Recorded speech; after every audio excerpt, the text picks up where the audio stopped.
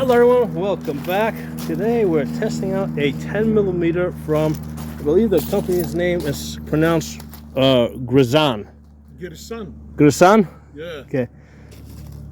So this is a 10mm in the 1911 style. Basically I'm giving you guys initial impressions. I've already fired, I don't know, a bunch of rounds through this. So it's just initial impressions, what I think about the gun.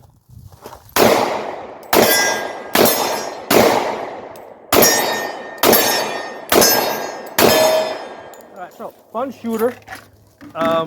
So the one thing that I found that was very interesting. First of all, the gun will shoot both 10mm and 40 cal. We've shot a bunch of 40 cal through this, so it will cycle reliably with 40 cal, even though it's primarily intended for a 9mm. So the thing that I found interesting with this is this, obviously with the 1911 design, it has the back strap.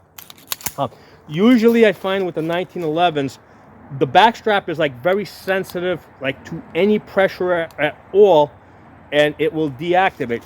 So here's the issue with 1911s. The right way to shoot this gun is with your thumb riding on top of the safety, like this, because if your thumb's not on top of the safety, there's no way of you knowing for sure that that safety is off. You might have accidentally hit it or whatever, okay? So your thumb has to ride on top of the safety. So when your thumb rides on top of the safety, right, versus this position here, what generally happens is you end up taking some of the pressure off of the back strap safety, okay? Now on most 1911s, I find that that's not an issue. With most 1911s, even a minimal amount of pressure, basically you just gotta be touching that and it will deactivate the safety. With this particular gun, I found that a lot of times when I was shooting in this position here, okay, what was happening is, like right now, see, it's not gonna go click, right? So even though I'm touching the back strap safety, now it deactivated, okay? So you have to have, see, a little bit more pressure than on the back strap safety than I typically find, see, right, that I typically find with 1911s, okay? So that's one of the things, like right now, see, I'm touching it, I'm squeezing it, my finger's turning kind of reddish. It's the back strap safety has not been deactivated. Now, if you take this type of a grip, yeah, you're gonna deactivate it every single time, okay? So that's one of the things to be aware of if you're shooting it with what I think is a proper thumb grip here, with your thumb on top of it. You may not deactivate that safety back strap. So that's the only thing I thought that was really, necessary to point out. Other than that, initial impressions is it's working great for a 1911 style gun in 10mm. How much was this? 580. 580. Okay, so it's a $580 gun for 10mm. I think it's a bargain. I mean, it's a great gun. Did you say it came with 3 magazines? Yeah. 3 magazines it came with. One of the things I noticed out, and obviously there's a break-in period. As the gun starts breaking in, you're going to start seeing, some wear on the barrel.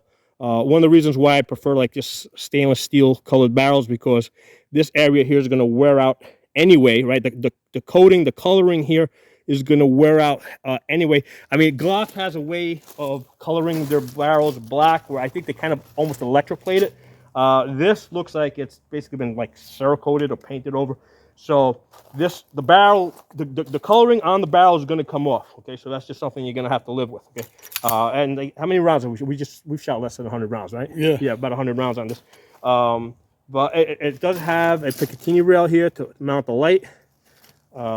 It's got some cool grips here. Feels good. and plus no fail on the rounds. Yeah. We don't have any fails. Nothing. Yeah, no failures. The one thing that's different compared to a 1911 is the grip is a little bit like noticeably thicker, right? Because we're shooting it might just be that these particular grips here, but the grips that come with this gun, right? Even though the 40 cal is basically a little thinner than the 45 that this is normally with, it seems that these grips are a little bit on the thicker side compared to the 1911s that I own. And that's just a matter of personal preference.